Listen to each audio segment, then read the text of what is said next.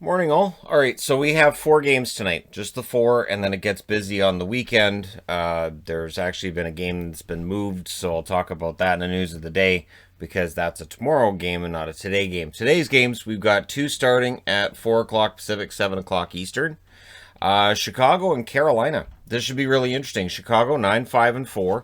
They've built themselves up nicely. They've been on this very good run, and now a really good test is Carolina, who are 10-3-1, and both teams have won a game in this series so far this year. So there's six more to go. On the Chicago side, a big part of the storyline for them is Suter, 6 goals, 4 assists. Kurashev, 5 goals, 4 assists. The rookies that have been brought into this lineup this year have been very, very solid performers. And of course, in net, you've got Lankinen, who's been fantastic. And on the other side, you've got Brock McGinn, who's off to a surprisingly fast start with goals. 7 goals, 3 assists for McGinn. Teravainen, who seems to be picking things up now, that he's feeling better. 2 goals, 5 assists. We'll see if he gets on the board tonight for Carolina. Also, starting at the same time, Florida in against Detroit. So this is game 5 out of 8 between these two. For Florida, they're now 10-2-2, as stated in a video yesterday. Detroit's 4-11-3. And Detroit, they give it their best. That's really the best way to put it. On the Florida side, Huberdeau is off to an amazing start. 7 goals, 13 assists as he's having a career year.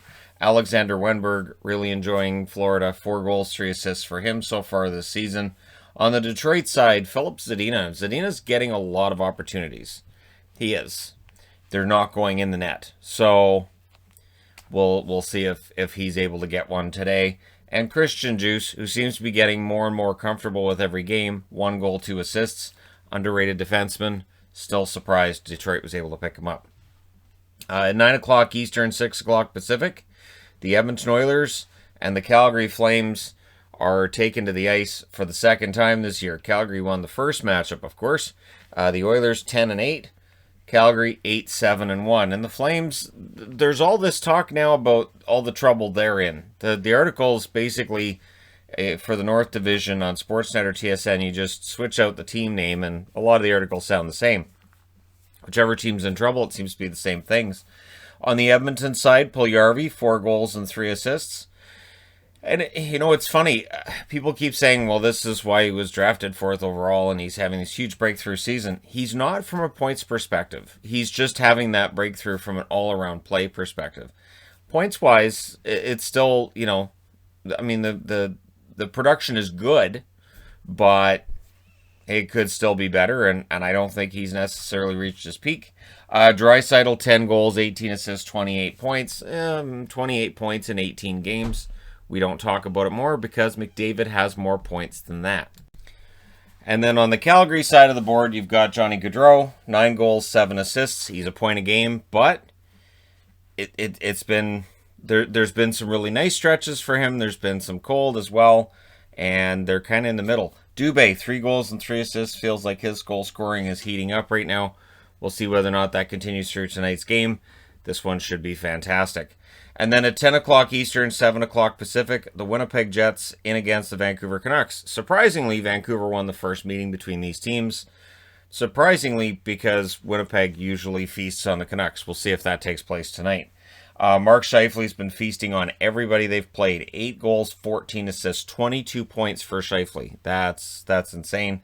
And Nick Ehlers, 10 goals, 8 assists for him.